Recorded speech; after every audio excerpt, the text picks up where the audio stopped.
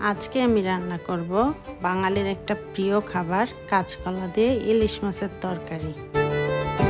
প্রথমে কড়াইতে তেল দিয়ে পেঁয়াজ বাটা দিয়ে একটু নাড়াচাড়া করতে হবে। এবার সামান্য পানি দিয়ে তার মধ্যে পরিমাণ মতো লবণ, 1 চা চামচ ধনে গুঁড়া এবং কাঁচামরিচ দিয়ে নাড়াচাড়া করে একটু হলুদ গুঁড়া দিতে হবে। এবার নাড়াচাড়া করে সামান্য পানি দিয়ে দিতে হবে। তার মধ্যে মাছ দিয়ে ঢেকে দিতে হবে। তারপর ঢাকনা তুলে একটু নেড়ে মাছগুলো কষানো হয়ে গেলে উঠিয়ে রাখতে হবে।